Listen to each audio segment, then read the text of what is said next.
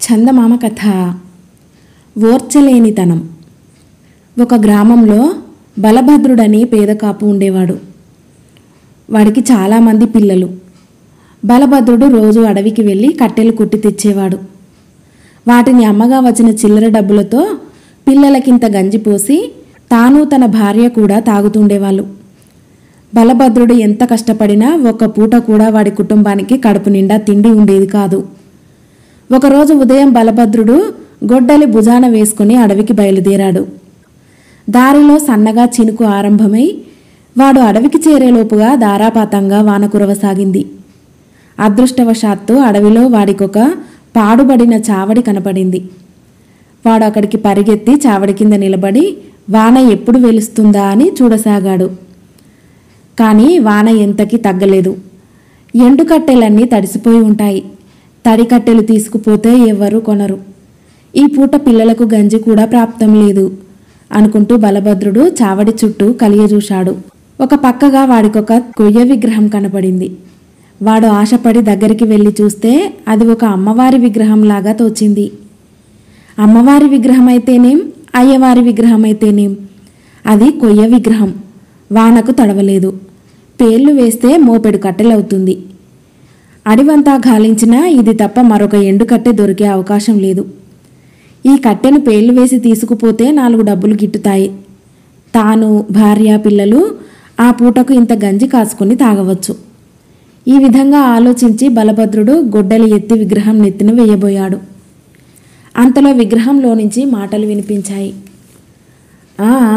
ఆగో, నన్ను తలపగలగొడతావట్రా దుర్మార్గుడా, నేనెవరనుకున్నావు? బలభద్రుడు వెంటనే గొడ్డలి దించి విగ్రహానికి దండం పెట్టి, క్షమించు తల్లి, ఇందులో నువ్వు ఉన్నావనుకోలేదు. పూజా పురస్కారాలు లేని కొయ్యబొమ్మ అనుకున్నాను. కట్టెలు కొట్టుకుపోదామని వస్తే వాన వచ్చింది. అడివంతా తడిసిపోయింది. ఈ బొమ్మలోనేమో నువ్వుంటివి. ఇంకేముంది, మాకు పిల్లలకు ఈ పూట గంజి కూడా లేదు అన్నాడు వైరాగ్యంగా. ఒరేయ్, నీ బీద స్థితి నాకు అర్థమైంది. నాకు నీ మీద ఏమీ కోపం లేదు. బీదరికం ఇంతకన్నా కూడా ఘోరాలు చేయిస్తుంది. నువ్వు సుఖపడే పద్ధతి నేను చెబుతాను విను.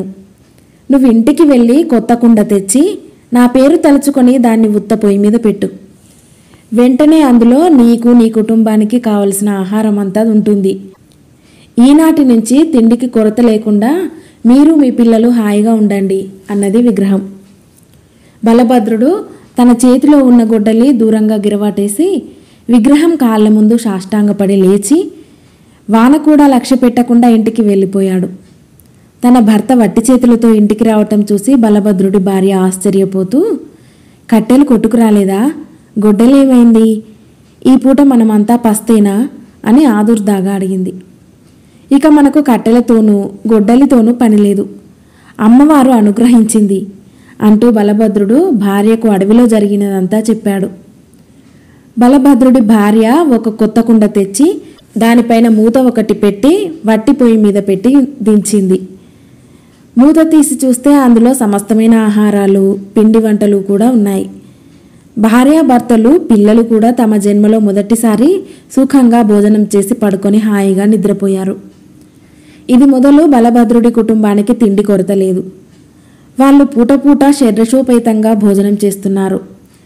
వాళ్ళు తినటమే కాక ఇరుగు పొరుగు వాళ్ళను పిలిచి వారికి కూడా మృష్టాన్న భోజనాలు పెడుతున్నారు. బలభద్రుడి ఇంటి పక్కనే ఇంకొక ఇల్లున్నది. ఆ ఇంటావిడ పేరు మండోదరి.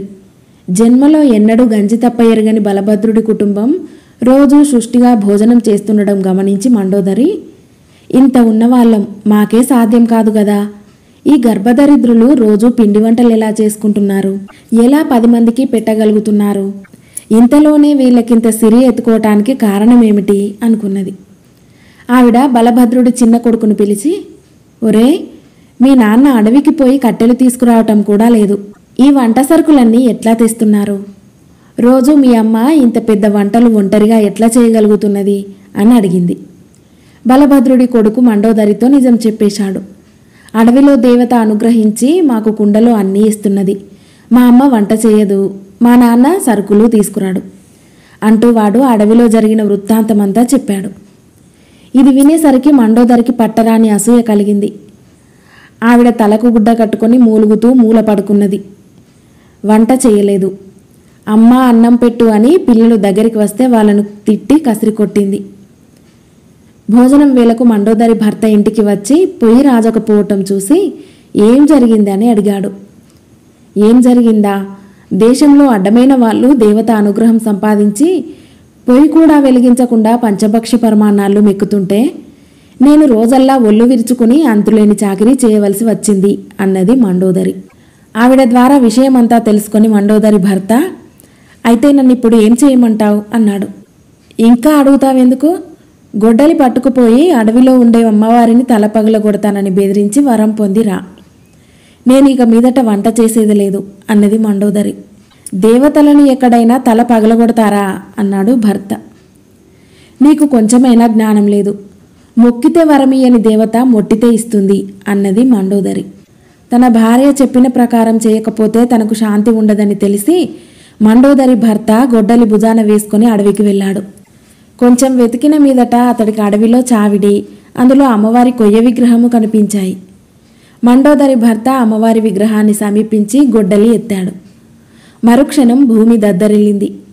విగ్రహం నుంచి మెరుపులాంటి కాంతి వచ్చి అతని కళ్ళు గుడ్డిగా అయిపోయాయి. ఎవరో తన్నినట్టుగా అతను పడిపోయాడు. ఆ స్థితిలో అతనికి ఒక భీకరమైన కంఠం వినిపించింది. నీచుడా, నన్నే తల మీద కొడతావట్రా? ఎవరనుకున్నావు? మండోదరి భర్త వణికిపోయాడు. అతని శరీరం అంతా నుజ్జునుజ్జు అయినట్టయి మంటలెత్తసాగింది. క్షమించు తల్లి, నేరక అపరాధం చేశాను. ఈ పని చేస్తేనే నువ్వు ఆ బలభద్రుడిపైన అనుగ్రహించావు. నాపై ఎందుకు ఆగ్రహిస్తున్నావు అన్నాడతను. బలభద్రుడు గర్భదరిద్రుడు, నువ్వు దరిద్రుడివి కావే, నిన్నెందుకు క్షమించాలి అన్నది విగ్రహం. వాడు దరిద్రుడైతే నేను అజ్ఞానిని, క్షమించు తల్లి అంటూ మండోదరి భర్త బోర్లా పడి ఏడిచాడు. ఒక్క షరతు మీద నిన్ను ఈసారికి క్షమిస్తాను.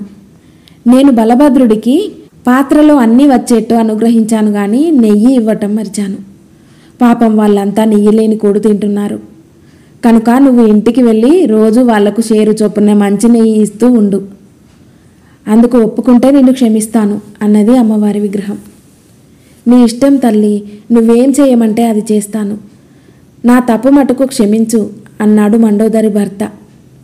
అతను ఇంటికి తిరిగి వచ్చి జరిగినదంతా భార్యకు చెప్పి, శ్రీబుద్ధి ప్రళయాంతకమని ఊరికే అన్నారా? ఇక నుంచి రోజు సేరు నెయ్యి బలభద్రుడి ఇంటికి పంపుతూ ఉండు అన్నాడు.